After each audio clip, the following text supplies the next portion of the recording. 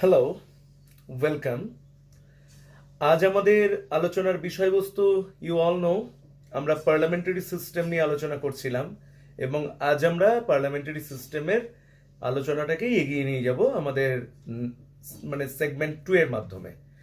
আর আমরা পার্ট 1-এ আমরা পার্লামেন্টারি সিস্টেমের সম্পর্কে বেসিক আইডিয়া পেয়ে গিয়েছি। আমরা জেনে গিয়েছি কনস্টিটিউশনের কোন কোন আর্টিকেলে পার্লামেন্টারি সিস্টেম সম্পর্কে আলোচনা করা হয়েছে। You can easily understand article 74, article 75, ঠিক। এবং সেইখানে আমরা আরো কিছু দেখেছিলাম যে পার্লামেন্টারি সিস্টেমের ফিচার্স গুলো কি কি, তাই না? এবং এই ফিচার্স গুলো যেগুলো আমরা আলোচনা করে ফেলেছি অলরেডি, আমি আজকে উইদিন এ মিনিট আমি চেষ্টা করব বিষয়টাকে একবার সাম আপ করে দেওয়ার, যে আগের দিন কি আলোচনা করেছি। দেখে নি, আগের দিন আমরা যেটা আলোচনা করেছিলাম যে পার্লামেন্টারি সিস্টেম অফ গভর্নমেন্টকে আমরা ক্যাবিনেট গভর্নমেন্ট বলে জানি, আমরা রেসপন্সিবল গভর্নমেন্ট বলে জানি, আমরা এটাকে ওয়েস্টমিনস্টার গভর্নমেন্ট বলেও জানি। এখান থেকে পরীক্ষায় প্রশ্ন আসে। এর ফিচার্স গুলো যেগুলো আলোচনা করেছিলাম, যেটা ছিল যে আগের দিন তোমরা অনেকেই বলেছিলে যে এরকম স্ক্রিনে আমি ল্যাটার পার্ট অফ ভিডিওতে স্ক্রিনে যে মানে তোমার ক্যাপশন গুলো আমি দিচ্ছি বা যে স্ক্রিনে রিটেন ফরম্যাটে যেটা উঠে আসে সেটা আসেনি। তো আমি এখন অবশ্যই সেটা দিয়ে দেব, স্ক্রিনে তোমরা পেয়ে যাবে।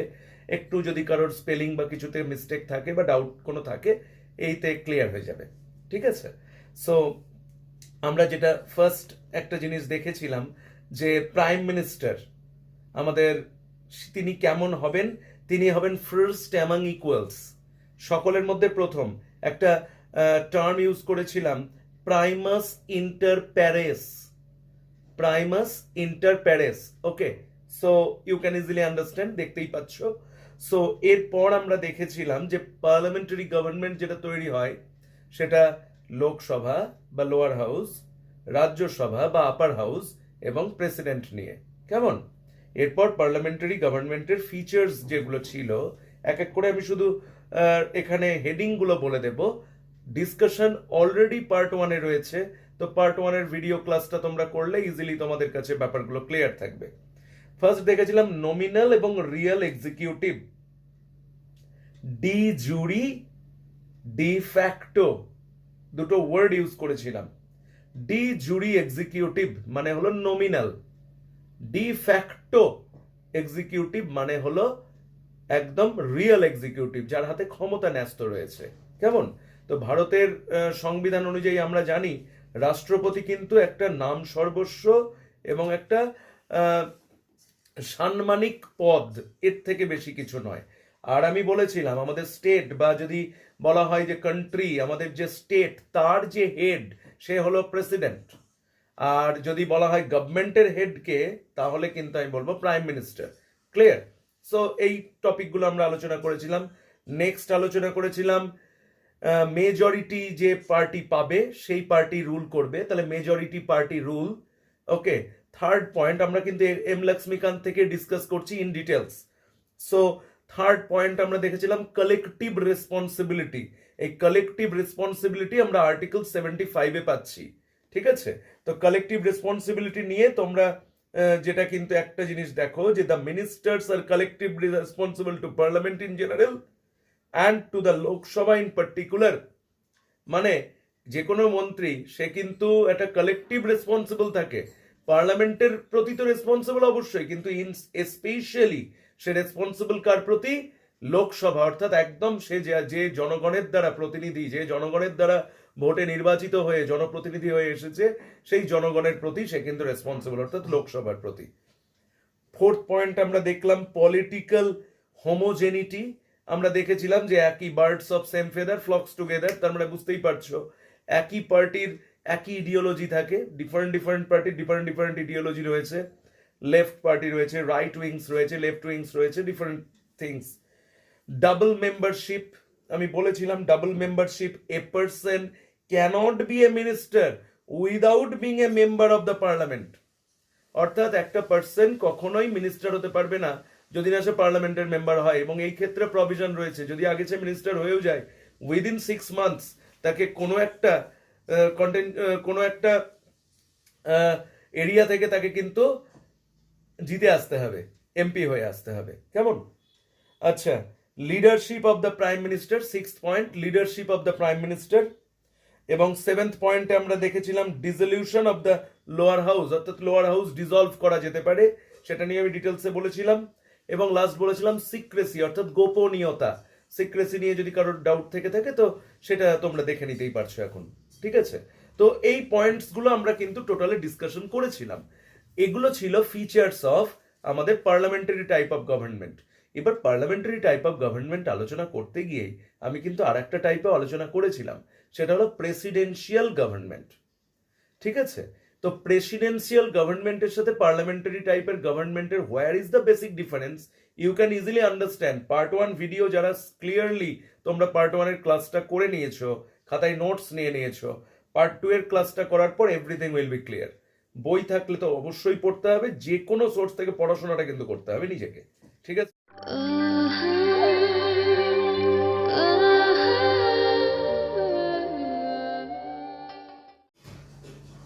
ফিচার্স অফ প্রেসিডেন্সিয়াল গভর্নমেন্ট আলোচনাটা যেখান থেকে শুরু করব তার আগে কয়েকটা পয়েন্ট আমি একটু বলে নিতে চাই, খুব মন দিয়ে বুঝবে। খুব জায়গাটা একটু ক্রিটিক্যাল, একটু টেকনিক্যালি বুঝলে ব্যাপারটা ক্লিয়ার হয়ে যাবে। পার্লামেন্টারি গভর্নমেন্ট এটুকু বুঝে গিয়েছি, গোটা দেশের মানুষ সকলে ভোট দিয়ে জনপ্রতিনিধি নির্বাচন করলো, তারা মানে লোয়ার হাউস অর্থাৎ লোকসভায় গেল এবং তারা রিপ্রেজেন্টেটিভ, তারা অ্যাকচুয়ালি রিপ্রেজেন্টেটিভ অফ পিপল। তারা কি তৈরি করলো? তারা একটা ক্যাবিনেট তৈরি করলো, তার মধ্যে যে ফার্স্ট অ্যামং ইকুয়াল সে হলো প্রাইম মিনিস্টার। ঠিক এইরকম ভাবে রিপ্রেজেন্টেটিভ অফ স্টেট অর্থাৎ বিভিন্ন রাজ্যের যে রিপ্রেজেন্টেটিভরা গেল রাজ্য থেকে, তারা রাজ্যসভা বা আপার হাউসে বসলো। লোয়ার হাউস আপার হাউস সঙ্গে তার উপরে থাকলো প্রেসিডেন্ট, অর্থাৎ সর্বসম্মতিতেই দেশের সমস্ত কাজকর্ম চলবে। প্রেসিডেন্সিয়াল গভর্নমেন্টের সাথে পার্লামেন্টারি গভর্নমেন্টের ছোট ছোট বেসিক ডিফারেন্স আছে, বাকিটা সিমিলার। এখানেও কিন্তু রিপ্রেজেন্টেটিভ থাকবে। প্রেসিডেন্সিয়াল গভর্নমেন্ট বোঝাতে গিয়ে আমি একদম ডাইরেক্টলি আমেরিকা দিয়ে উদাহরণ দেব। এম লক্ষ্মীকান্তের আমেরিকা দিয়ে উদাহরণ পাবে, আমি তোমাদেরকে দিয়ে দেব, বইয়ের পেজটা এখনই স্ক্রিনে আমি দিয়ে দেব, অসুবিধা হবে না বুঝতে। ব্যাপারটা শোনো, বিষয়টা হলো যেটা প্রেসিডেন্সিয়াল গভর্নমেন্টে হেড অফ স্টেট এবং head of government both are same. Head of state and head of government both are same, মানে দুটো পোস্টই একজন হোল্ড করবে, সে হলো প্রেসিডেন্ট স্বয়ং। পার্লামেন্টারি টাইপ অফ গভর্নমেন্টে আমাদের দেশে যেটা হয়, হেড অফ স্টেট হলো প্রেসিডেন্ট আর হেড অফ গভর্নমেন্ট হলো প্রাইম মিনিস্টার, দুটো আলাদা কিন্তু। ফার্স্ট।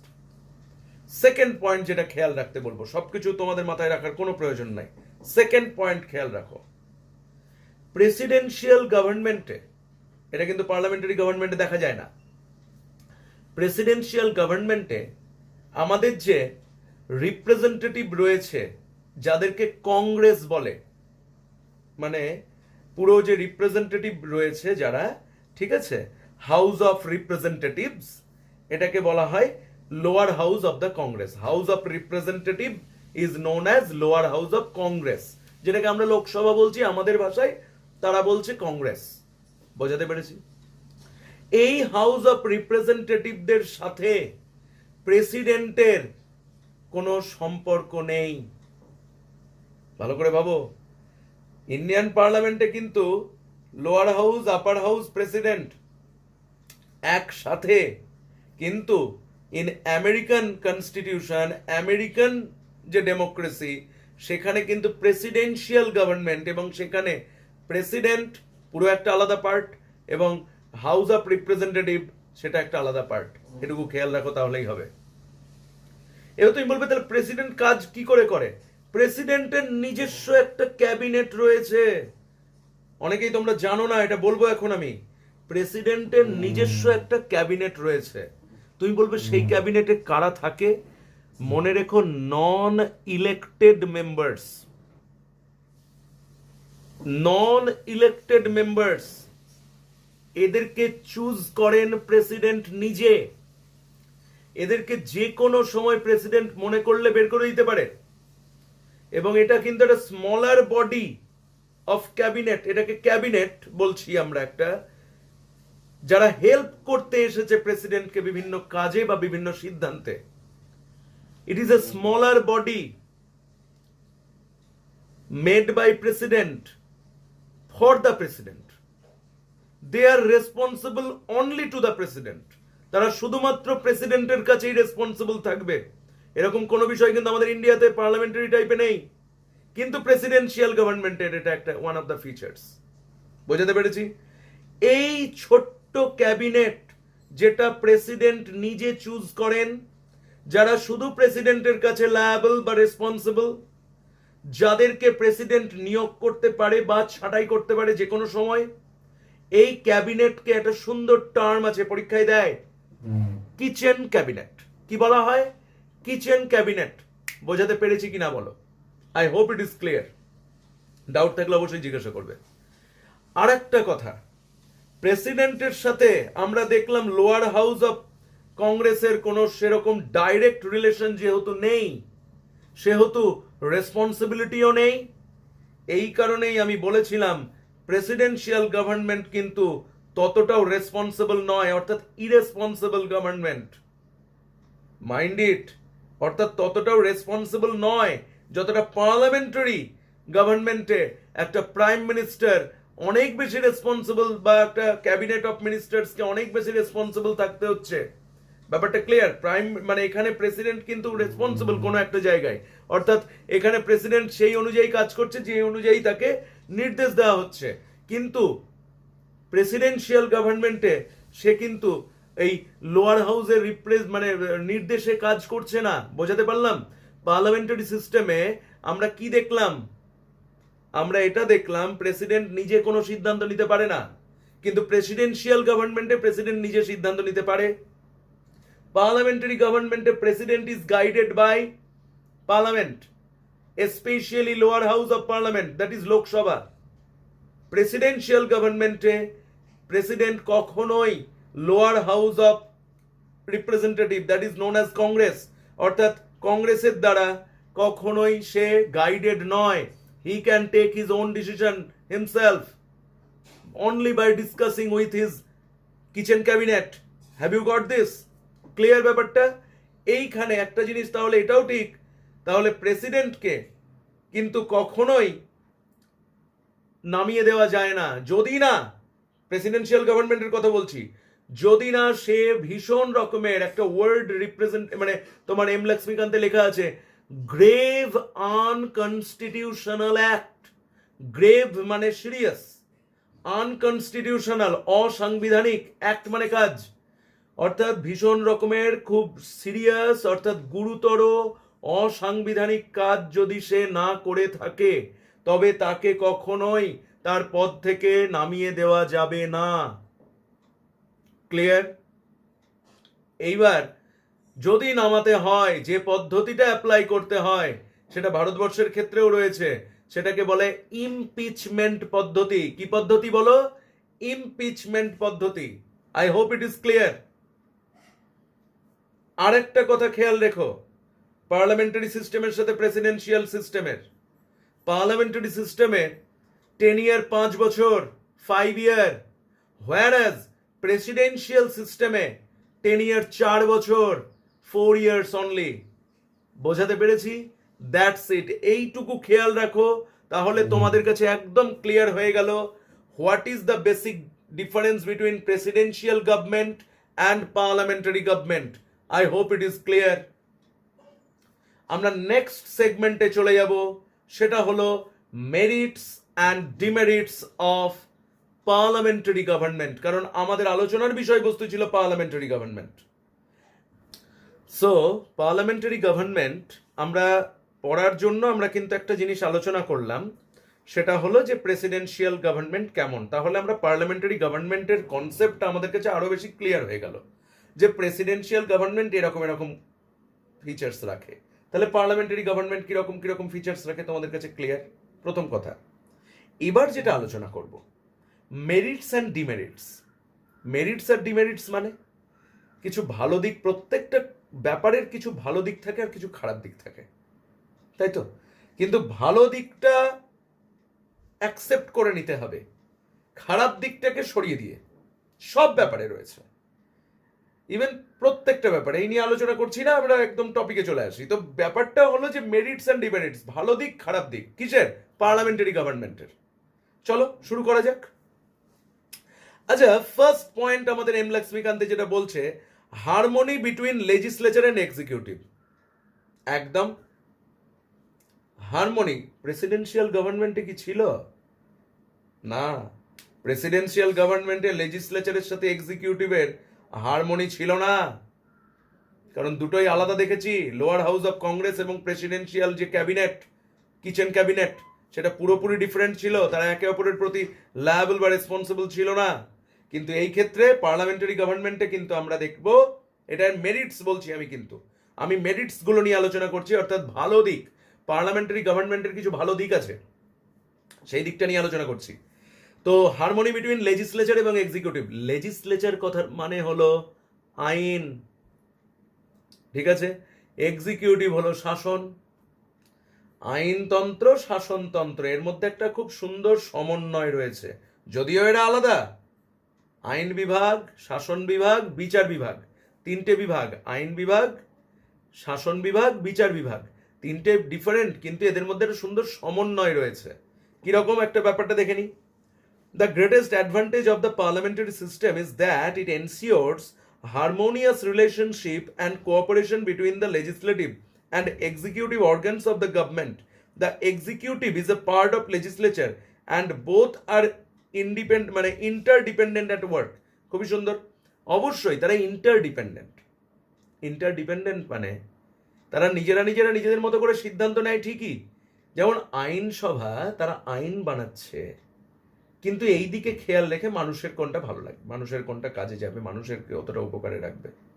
কিন্তু সেই আইন যদি মানুষের বিরোধী হয়, মানুষ বিরোধী হতে পারে তো আইনটা, সেই ক্ষেত্রে আর্টিকেল 13 দিয়ে আমরা জানি সুপ্রিম কোর্ট কিন্তু বিচার করে দেখবে যে সেই আইনটা মানুষের ফান্ডামেন্টাল রাইটকে খর্ব করছে না তো। তার মানে কি হলো? ইন্টারডিপেন্ডেন্ট কিন্তু কোনো না কোনো জায়গায়, মাইন্ড ইট। আবার কোনো একটা আইনকে সংশোধন করার অধিকার সংবিধান কিন্তু দিচ্ছে আর্টিকেল 368-এ, অর্থাৎ পার্লামেন্ট কিন্তু আইন সংশোধন করতে পারে। আবার যে আইনগুলো তৈরি হলো, এগুলো ইমপ্লিমেন্ট কিন্তু যারা আইন তৈরি করছে তারা করছে না। কারা ইমপ্লিমেন্ট করছে? এক্সিকিউটিভরা ইমপ্লিমেন্ট করছে আইন। তার মানে আইন ইমপ্লিমেন্ট করছে কে? এক্সিকিউটিভরা। তার মানে এক্সিকিউটিভদের সাথে লেজিসলেচার, অর্থাৎ আইন তৈরি হলো, এবার আইনটা ইমপ্লিমেন্ট করার জন্য আর একটা গভর্নিং বডি, কিন্তু এরা প্রত্যেকে দেখো সমন্বয় সাধন করে চলেছে। এক্সিকিউটিভ কোনো না কোনোভাবে লেজিসলেচারের আন্ডারে রয়েছে, লেজিসলেচারের আন্ডারে অ্যাকচুয়ালি নেই, কিন্তু আবার আন্ডারে রয়েছে, মাইন্ড ইট। মানে এক্সিকিউটিভরা always ready to serve the legislature. ব্যাপারটা বোঝাতে পারলাম? আইন যেটা তৈরি হবে সেটাকে ইমপ্লিমেন্ট করার দায় দায়িত্ব কাদের থাকছে? এক্সিকিউটিভদের। অর্থাৎ এক্সিকিউটিভরা কোনোভাবে লেজিসলেচারের অধীন, ঠিক আছে? কিন্তু সেটা কিন্তু ডাইরেক্টলি নয়, তারা কিন্তু ইন্ডিভিজুয়াল বডি। কিন্তু এরকম নয় যে আইন একরকম হলো আর এক্সিকিউটিভ আর এক রকম কাজ করবে, সেটা হতে পারে না। আইন অনুযায়ী এক্সিকিউটিভকে কাজ করতে হবে। বোঝাতে পেরেছি? আচ্ছা, as a result there is a less scope for disputes and conflicts between two organs. অবশ্যই কনফ্লিক্ট এবং মানে দ্বিধাদ্বন্দ্বের জায়গাটা খুব কম। কেন দ্বিধাদ্বন্দ্বের জায়গা কম? কারণ একটাই, কারণ আইন যেরকম তৈরি হয়েছে তুমি এক্সিকিউটিভ হিসেবে সেরকম ভাবে ইমপ্লিমেন্ট করছো, তাহলে এখানে দ্বন্দ্বের জায়গাটা কোথায়? এমন তো নয় যে আইনে তোমাকে বলা হচ্ছে ওই কাজটা করতে, মানে ধরো এক্স কাজ করতে, আর তুমি এক্সিকিউটিভ হিসেবে ওয়াই কাজ করছো, তা তো করছো না। তোমাকে যেটা বলা হচ্ছে তুমি সেটাই করছো, অর্থাৎ দ্বন্দ্বের জায়গা কম। Point number 1। Point number 2, responsible government, আগের দিন তোমরা অনেকেই জানতে চেয়েছিলে যে রেসপন্সিবল গভর্নমেন্ট বলতে আমি বলেছিলাম যেহেতু যে parliamentary government is a responsible government, whereas presidential government is not as responsible as that of parliament government. কেন বললাম? Presidential government is stable government but not responsible, ঠিক আছে? সেখানে পার্লামেন্টারি গভর্নমেন্ট আনস্টেবল গভর্নমেন্ট। কেন আনস্টেবল বলবো একটু পরে, কিন্তু এটা রেসপন্সিবল গভর্নমেন্ট। চলো পরের পয়েন্ট, রেসপন্সিবল গভর্নমেন্ট কোন পয়েন্ট অফ ভিউতে এটা রেসপন্সিবল গভর্নমেন্ট দেখি। By its very nature the parliamentary system establishes a responsible government. The ministers are responsible to the parliament for their acts of omission and commission. অবশ্যই প্রত্যেকটা minister পার্লামেন্টের প্রতি responsible তাদের যে কোনো কার্যকলাপের জন্য। জবাবদিহি করতে হবে তো, কোনো মিনিস্টার কিছু একটা মনে করলো সে সেটা করে ফেললো, সেটা করা যাবে না। পার্লামেন্টকে জবাব দিতে হবে, মেজরিটির কনসেন্ট লাগবে, মেজরিটি যদি কনসেন্ট দেয় তবেই সেটা ইমপ্লিমেন্ট হবে, আদারওয়াইজ হবে না। The parliament exercises control over the ministers, parliament আবার মিনিস্টারদের উপর কন্ট্রোল রাখে। ভ্যারিয়াস ডিভাইসেস লাইক, আচ্ছা যে ডিভাইসগুলোর নাম এখন আমি করব এইগুলোর সম্পর্কে তোমাদের মনে প্রশ্ন আসতে পারে, এগুলোর সম্পর্কে তোমরা অনেকেই জানো না। যদি কেউ জেনে থাকো সে আমাকে কিন্তু অবশ্যই হোয়াটসঅ্যাপে রিপ্লাই দেবে যে আই নো, এবং যেটা জানো সেটা কিন্তু আমাকে ডিটেলসে লিখে রিপ্লাই দেবে। কিন্তু যারা জানো না তাদের কোনো রিপ্লাই দেওয়ার দরকার নেই, তাদেরকে আমি বুঝিয়ে দেব আমাদের পরবর্তী ক্লাসে। বিষয়গুলো কি শুনে নাও। যেমন question hour, discussions, adjournment motion, no confidence motion, zero hour, cut motion, ঠিক আছে? প্রচুর কিন্তু এরকম ডিভাইস রয়েছে পার্লামেন্টের হাতে যা দিয়ে তারা মিনিস্টারদেরকে কন্ট্রোল করে। বোঝাতে পারলাম? বিষয়গুলো কি? বিষয়গুলো এক একটা পদ্ধতি, বিষয়গুলো এক একটা পদ্ধতি, যে পদ্ধতির মধ্যে দিয়ে মিনিস্টারদেরকে কন্ট্রোলে রাখতে পারে পার্লামেন্ট। বোঝাতে পেরেছি? এটা একটা নিয়ম নীতি বলতে পারো। কোয়েশ্চেন আওয়ার কি, জিরো আওয়ার কি, নো কনফিডেন্স মোশন কি, কাট মোশন কি, অ্যাডজার্নমেন্ট মোশন কি, ডিসকাশন পিরিয়ডটা কি, সব আমি ডিসকাস করব আমাদের পরবর্তী কোনো একটা ক্লাসে। কেমন? এটুকু জেনে রাখো, তার মানে এটুকু তুমি বুঝলে আমাদের প্রত্যেকটা মিনিস্টার যারা জনপ্রতিনিধি, জনগণ দ্বারা নির্বাচিত, তারা জনগণের প্রতি যাতে ভীষণভাবে রেসপন্সিবল থাকতে পারে সেই দায়িত্বটা নেয় পার্লামেন্ট, এবং সেই জন্য তাদেরকে পার্লামেন্টের প্রতি রেসপন্সিবল থাকতে হয়। বোঝাতে পেরেছি? Next point, prevents despotism. Despotism তারা প্রিভেন্ট করে কিরকম? Under this system the executive authority is vested in a group of individuals, যেটা কাউন্সিল অফ মিনিস্টার্স।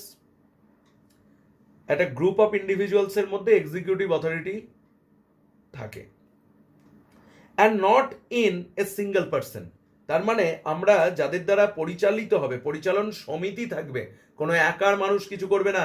একা করলে একনায়কতন্ত্র বা অ্যাকচুয়ালি সে যা চাইছে সেরকম ব্যাপারটা, ডিক্টেটরশিপ টাইপের ব্যাপারটা হয়ে যায়, ঠিক আছে? তো আমরা কিন্তু সেখানে দেখতে পাবো যে এটা গ্রুপ অফ পিপলের মধ্যে যদি ডিভাইড থাকে তাহলে সবার এখানে মেজরিটি যেটা বলবে সেটা হবে, আর সেখানে কিন্তু একার সিদ্ধান্ত কারোর এলো না, ব্যাপারটা এখানে। The dispersal of authority checks the dictatorial tendencies of the executive. দেখো, ক্ষমতা এলে ক্ষমতা প্রয়োগের একটা টেন্ডেন্সি চলেই আসে, কিন্তু এটাও বিষয় যে ক্ষমতা যদি কেউ একা ভোগ করে তার সেটা ইমপ্লিমেন্ট করার ব্যাপারটা হবে আলাদা, আর যদি 10 জনের সঙ্গে আলোচনা করে করতে হয় সেটার ব্যাপারটা আলাদা। এবং সেই জন্য পার্লামেন্টারি সিস্টেমে ক্ষমতার কিন্তু বিকেন্দ্রীকরণ করা হয়েছে, ডিস্ট্রিবিউশন অফ পাওয়ার রয়েছে, অর্থাৎ you cannot take your own decision yourself. Dictatorship যাতে না আসে, কেউ যাতে ডিক্টেটোরিয়াল মেন্টালিটি মানে দেখাতে না পারে, সেই ব্যাপারটা কিন্তু রয়েছে। এটুকু খেয়াল রাখো, তাহলেই হবে। রেডি অল্টারনেটিভ গভর্নমেন্ট কিরকম? In case ruling party losses it's majority, বললাম যে পার্টি শাসন করছে সে যদি মেজরিটি হারায়, মেজরিটি মানে কি? আস্থা হারায়। বেশিরভাগ জনপ্রতিনিধি যদি সেই পার্টি থেকে বেরিয়ে যায় বা তাদের নো কনফিডেন্স দেখায় সেই পার্টির প্রতি, তারা যদি মেজরিটি অর্থাৎ 51% যেটা মেজরিটি লাগবে সরকার চালাতে গেলে সেটা যদি তাদের না থাকে তাহলে তারা ক্ষমতা হারালো। দ্য হেড অফ দ্য স্টেটকে অবশ্যই president can invite the opposition party, এখান থেকে প্রশ্ন আসে কে ইনভাইট করতে পারে, অ্যান্সার কিন্তু হবে প্রেসিডেন্ট। ঠিক আছে, the opposition party to form the government, একটা পার্টি যে গভর্নমেন্ট চালাচ্ছিল সে গভর্নমেন্ট চালাতে পারলো না, তার মেজরিটি সে হারালো, সেই ক্ষেত্রে প্রেসিডেন্ট কিন্তু অপোজিশনে যারা রয়েছে তাদেরকে বলবে আপনাদের কাছে কি মেজরিটি আছে, যদি থাকে তাহলে আপনারা এসে গভর্নমেন্টে বসুন, যদি না থাকে, যদি কারোর কাছেই মেজরিটি না থাকে সেই ক্ষেত্রে কোয়ালিশন গভর্নমেন্ট তৈরি হতে পারে, এটাও একটা সম্ভাবনা। যদি সেটাও না হয় তাহলে পুনর্নির্বাচন হবে, তাহলে আবার ভোট দেওয়া নেওয়া হবে। আশা করি বোঝাতে পারলাম ব্যাপারটা, ধরতে পেরেছো? Clear? So this means an alternative government can be formed, এটা কিন্তু এইটাই অর্থ যে এটার থেকে একটা অল্টারনেটিভ গভর্নমেন্টের জায়গা কিন্তু খোলা থাকলো। তাহলে আমাদের পার্লামেন্টারি সিস্টেমের একটা ভালো দিক হলো যে অল্টারনেটিভ গভর্নমেন্ট কিন্তু তৈরি করার একটা স্কোপ থেকেই যাচ্ছে। তো এইখানে কিন্তু একটা তোমাদেরকে কিন্তু আমি একটা কথা বলে রাখি, এখান থেকে প্রশ্ন আসে মেন্সের জন্য যারা প্রিপারেশন নিচ্ছ তাদের জন্য এটা। ডক্টর জেনিংসের মতে, doctor Jennings says the leader of the opposition is the alternative prime minister. পরীক্ষায় যদি আসে who is the alternative prime minister, who is the alternative prime minister, answer কি দেবে? The leader of the opposition. বোঝাতে পারলাম? তাহলে সেটাই বলেছে, the leader of the opposition is the alternative prime minister. কার মতে? ডক্টর জেনিংসের মতে। খেয়াল রেখো কেমন, ভীষণ ইম্পর্টেন্ট এই জায়গাটা। আর একটা যেটা রয়েছে ওয়াইড রিপ্রেজেন্টেশন, এটা বুঝতে পারছো, in a parliamentary system the executive consists of A group of individuals. One second, আমরা দেখলাম কাউন্সিল অফ মিনিস্টার্স থাকে, তাই না, যারা মানুষের রিপ্রেজেন্টেটিভ, গ্রুপ অফ ইন্ডিভিজুয়ালস, একজন না, গ্রুপ অফ পিপল। ঠিক আছে, এবং তাতে কি হয়, hence it is possible to provide representation to all sections, regions of the government. আমরা সমস্ত সেকশন থেকে যদি আমাদের রিপ্রেজেন্টেটিভ আসে, ট্রাইবাল সেকশনের রিপ্রেজেন্টেটিভ আছে, বিভিন্ন কমিউনিটির রিপ্রেজেন্টেটিভ আছে, মানে রিলিজিয়াস কমিউনিটি, বিভিন্ন ক্লাসের রিপ্রেজেন্টেটিভ আছে, ব্যাপারটা বুঝতে পারলে? দরিদ্র শ্রেণীর রিপ্রেজেন্টেটিভ আছে, ধনী শ্রেণীর রিপ্রেজেন্টেটিভ আছে, বিজনেস ওয়ার্কিং পার্সোনালদের রিপ্রেজেন্টেটিভ আছে, সমস্ত শ্রেণী যেটা আমাদের দেশে বিলং করে সবার থেকে তো রিপ্রেজেন্টেটিভ যাচ্ছে পার্লামেন্টে। তাতে কি হয়, সবার কথা পার্লামেন্টে উঠে আসে, সবার সমস্যার জায়গাটা উঠে আসে, এবং একটা সার্বিক ডেভেলপমেন্ট করার একটা স্কোপ কিন্তু পার্লামেন্টারি সিস্টেমে রয়েছে। এটা একটা এর ভালো দিক। ঠিক আছে, so the prime minister while selecting his ministers can take this factor into consideration. তো এখানেও কিন্তু একটা কথা বলা আছে, প্রাইম মিনিস্টার যখন তার অবশ্যই কি করবে বলো, আমরা বলেছিলাম যে 15%-এর বেশি মেজরিটি হবে না তার ক্যাবিনেটের, এবং সেই ক্ষেত্রে প্রাইম মিনিস্টার যখন ক্যাবিনেট চুজ করবে, মিনিস্টার চুজ করবে, সে কিন্তু এরকম রিপ্রেজেন্টেটিভ বিভিন্ন ক্ষেত্র থেকে নেবে, বিভিন্ন স্টেটের রিপ্রেজেন্টেটিভদেরকে নেবে, যাতে সব দিকে সমান গুরুত্ব দেওয়া যায়। বোঝাতে পেরেছি? ওকে, সো এই ছিল মেরিটস। পার্লামেন্টারি গভর্নমেন্টের ভালো দিকগুলো আমরা কিন্তু আলোচনা করলাম। তাহলে ভালো দিকগুলো দেখলাম যে লেজিসলেচারের সাথে এক্সিকিউটিভের একটা খুব সুন্দর সুসংবদ্ধ সম্পর্ক রয়েছে, যেমন আইন তেমন তার ইমপ্লিমেন্টেশন। নেক্সট আমরা দেখলাম একটা রেসপন্সিবল গভর্নমেন্ট পাই আমরা। থার্ড পয়েন্ট দেখলাম যে ডেসপোটিজমটাকে প্রিভেন্ট করে, অর্থাৎ একনায়কতন্ত্র, ডিক্টেটরশিপ আসতে দেয় না, যেহেতু গ্রুপ অফ পিপলের মধ্যে ক্ষমতার বিকেন্দ্রীকরণ করা থাকে। তারপরে পয়েন্ট দেখলাম একটা অল্টারনেটিভ গভর্নমেন্ট তৈরি করার স্কোপ থেকে যায়। অল্টারনেটিভ গভর্নমেন্ট তৈরি করার স্কোপ মানে যে গভর্নমেন্ট আছে ক্ষমতায়, তারা যদি তাদের মানে ক্ষমতা হারায়, বা তারা যদি তাদের আস্থা বা কি বলবো মানে কনফিডেন্স হারায়, তাহলে সেই ক্ষেত্রে অপোজিশন পার্টির কিন্তু যদি মেজরিটি থেকে থাকে তাহলে তারা গভর্নমেন্ট ফর্ম করতে পারে বা কোয়ালিশন গভর্নমেন্ট তৈরি করতেই পারে। ওকে, আদারওয়াইজ কিন্তু ভোট করতে হবে, পুনর্নির্বাচন করতে হবে। ওয়াইড রিপ্রেজেন্টেশনের অর্থ যে সমাজের সমস্ত স্তরের থেকে আমরা যেহেতু রিপ্রেজেন্টেটিভ পার্লামেন্টে আনতে পারি, এমপি আনতে পারি, এবং তারা প্রত্যেকটা সেক্টরকে, প্রত্যেকটা রিলিজিয়ানকে, প্রত্যেকটা রিজিয়নকে রিপ্রেজেন্ট করছে, এবং সেখান থেকে সবার প্রতি একটা সমমনোভাবাপন্ন মানে একটা সুষম শাসন ব্যবস্থা চালানো কিন্তু পার্লামেন্টারি সিস্টেমের পক্ষে সম্ভব। These war the merits. এবার চলে আসবো ডিমেরিটস। পার্লামেন্টারি গভর্নমেন্টের ডিমেরিটসগুলো কি কি, খারাপ দিকগুলো কি কি একটু দেখে নেব। ঠিক আছে, দেখো, আনস্টেবল গভর্নমেন্ট, আমি শুরুতেই বলেছিলাম parliamentary government is unstable but responsible government. Presidential government is stable but irresponsible government. Have you got this? তাহলে আনস্টেবল গভর্নমেন্ট, কারণ যে কোনো সময় স্টেবিলিটি চলে যেতে পারে। যে কোনো সময় তোমার যদি আস্থা না থাকে, তোমার যদি রিপ্রেজেন্টেটিভরা যাদের মেজরিটিতে তুমি এসেছো সবাই যদি তোমার উপর থেকে আস্থা হারায়, তোমার দলের উপর থেকে আস্থা হারায়, তাহলে যারা সরকার গঠন করেছে তারা কিন্তু যে কোনো সময় পড়ে যেতে পারে সরকার। সেই জন্য সরকারকে সবসময় সবার মন জুগিয়ে চলা, অর্থাৎ সমস্ত শ্রেণীর সমস্ত রিপ্রেজেন্টেটিভদের মন ভালো রেখে চলাটা খুব দরকার থাকে। ঠিক আছে, আচ্ছা, কিন্তু এটাও কিন্তু একটা ফ্যাক্টর, এই প্রসঙ্গে বলে রাখি, কোলিশন গভর্নমেন্টের ক্ষেত্রে ডেমোক্রেসির জায়গাটা অনেকটা বেটার থাকে। হয়তো তার কিছু ডিমেরিটস রয়েছে অবশ্যই, কিন্তু যে গভর্নমেন্ট মেজরিটি নিয়ে আসে সেই গভর্নমেন্টের কিন্তু একনায়কতন্ত্র বা ডিক্টেটরশিপ হয়ে যাওয়ার চান্সও কিন্তু থাকে।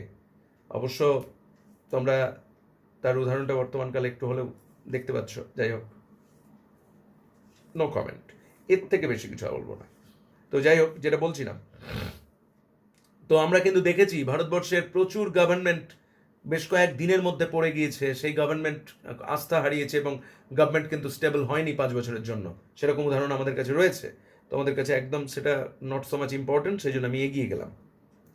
আচ্ছা, নো কন্টিনিউটি অফ পলিসি, অবশ্যই পলিসিগুলোর কন্টিনিউটি হয় না। মানে কোনো একটা সরকার এসে কিছু পলিসি তৈরি করলো, ঠিক আছে, এবার সেই পলিসিগুলো পরবর্তী কোনো সরকার এলে সেগুলো বাদ দিয়ে নতুন আবার পলিসি, মানে বুঝতেই পারছো ভোট রাজনীতি চলে, এটা তো গুলো ডিমেরিটস। তো ব্যাপারটা বুঝতে পারলে, যে সমস্ত স্কিমগুলো, এই ধরো আমাদের রাজ্য সরকার প্রচুর স্কিম তৈরি করে রেখেছে মানুষকে হেল্প করার জন্য, ঠিক আছে, বিভিন্ন রকমের শ্রী প্রকল্প, যেগুলো পরবর্তীকালে যদি কোনো কারণে গভর্নমেন্ট চেঞ্জ হয়ে যায় তখন দেখা যাবে যে এই প্রকল্পগুলো হারিয়ে গেল, মানুষ আর এইখান থেকে উপকার পাচ্ছে না, তারা আবার নতুন কোনো স্কিম আনার বা নতুন কোনো ভাওতা দেওয়ার একটা চেষ্টা।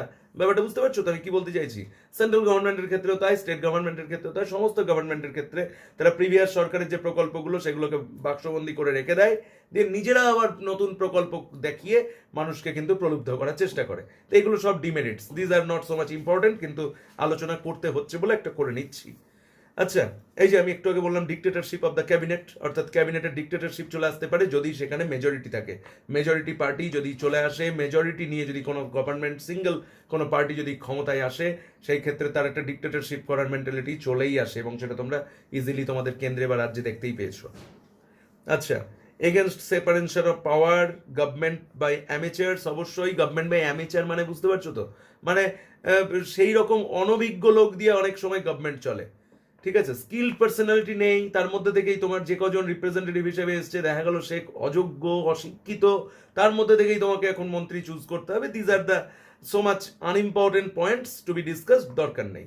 তাহলে আমরা এবার একদম তোমাদের সামনে আমি স্ক্রিনে তোমাদের দিয়ে দিচ্ছি একদম বেসিক ডিফারেন্স পার্লামেন্টারি গভর্নমেন্ট এবং প্রেসিডেন্সিয়াল গভর্নমেন্টের যে পার্থক্যটা, সেটা অলরেডি, যেটা আমরা অলরেডি ডিসকাস করেছি, সেটা একটু স্ক্রিনে দেখে নেবে। প্রত্যেকটা পয়েন্ট কিন্তু আলাদা আলাদা করে রয়েছে, আমরা লক্ষ্মীকান্ত থেকে এটা দিয়ে দিলাম, ঠিক আছে। আর মোটামুটি আমাদের আলোচনা মোটামুটি একদম শেষের দিকে চলে এসেছি। সো একটা জিনিস আমরা কিন্তু বুঝে গেলাম যে পার্লামেন্টারি গভর্নমেন্ট বলো, প্রেসিডেন্সিয়াল গভর্নমেন্ট বলো, এর কিছু মেরিটস রয়েছে, কিছু ডিমেরিটস রয়েছে। এখান থেকে যে সমস্ত প্রশ্নগুলো আমাদের ন্যাচারালি এসেছে, সেই প্রশ্নগুলো কিন্তু আমি যে আলোচনা করলাম এর বাইরে আসেনি। তবু যে কয়েকটা ছোটখাটো পয়েন্ট আমি একটু আলোচনা করব, জাস্ট একটুখানি মন দাও তাহলেই হবে। ফাইনাল কয়েকটা পয়েন্ট আমি একটু আলোচনা করছি, যে আমাদের এই রকম ধরনের এই পার্লামেন্টারি সিস্টেম কেন অ্যাডপ্ট করা হলো সেই নিয়ে বেশ কিছু বক্তব্য রয়েছে। হ্যাঁ, তো আমাদের সত্যি কথা বলতে কি, আমাদের যিনি যারা কনস্টিটিউশনাল মেকার ছিলেন, তাদের অনেক ক্ষেত্রে অনেক বিষয় কাজ করেছিল, যেগুলোর কারণে তারা মনে হয়েছিল যে পার্লামেন্টারি সিস্টেম অফ গভর্নমেন্টটা যদি আনা হয় তাহলে সেই ক্ষেত্রে মানুষের সাথে বেশি কানেক্টেড থাকা যাবে, মানুষের প্রতি বেশি রেসপন্সিবল হওয়া যাবে, অনেক বেশি রেসপন্সিবল একটা গভর্নমেন্ট আমরা পেতে পারি। আমাদের গভর্নমেন্টের স্টেবিলিটিটা ম্যাটার না, আমাদের গভর্নমেন্টের রেসপন্সিবিলিটিটা ম্যাটার করে, যেহেতু সেই জন্য আমাদের যারা কনস্টিটিউশনাল মেকার তারা কিন্তু আমাদের এই পার্লামেন্টারি সিস্টেম অফ গভর্নমেন্টটা আনতে চেয়েছিলেন। কেমন? সো আজকে আমি ডিসকাশন যেটা করলাম, these are all part 1 of this video class and part 2 this is. তো এই পার্ট 1 আর পার্ট 2টা কম্পাইল করলে তোমরা পুরো পার্লামেন্টারি সিস্টেমটা পেয়ে যাচ্ছ। আমরা সামনে এক্সাম নিয়ে নেব, মক টেস্ট নেব তোমাদের, এবং সেখানে তোমরা দেখতে পাবে যে এই ক্লাস দুটো করে কিভাবে সমস্ত প্রশ্নের উত্তর তোমরা পারছো। ঠিক আছে, কিন্তু ক্লাস দুটো কিন্তু খুব ভালো করে করবে এবং কনসেপ্ট ক্লিয়ার করবে। কোনো ডাউট হলে অবশ্যই আমাকে জিজ্ঞাসা করবে, কেমন? আর আমি তোমাদেরকে অলরেডি ভয়েসে বলেও ছিলাম যে তোমাদের সঙ্গে আমার দেখো না, মানে অ্যাকচুয়ালি কি সামনাসামনি তো এখন সেভাবে আসতে পারছি না, তবু এই যে সামনাসামনি এসেছি, তো এই ক্ষেত্রে একটা জিনিস কি যে একটু আলোচনা করো না। আমি তোমাদেরকে দেখবে ক্লাসে বসে থাকলে কি জিজ্ঞেস করি, এই বুঝতে পেরেছো, ইজ ইট ক্লিয়ার? কিন্তু এখানে তো আমি সেটা পারছি না। এবার সেই ক্ষেত্রে তোমরা যদি আমাকে রিপ্লাইটা দাও যে হ্যাঁ দাদা ক্লিয়ার, বা স্যার ক্লিয়ার, আমরা বুঝতে পেরেছি, বা এইখানে ডাউট হলো, তাহলে আমার কি বলো যে ইন্ট্রোডাকশনটা থাকে, কোনো অসুবিধা হয় না। একদম ক্লাস ইন্টারফেসে ক্লাস হচ্ছে, কোনো অসুবিধা নেই।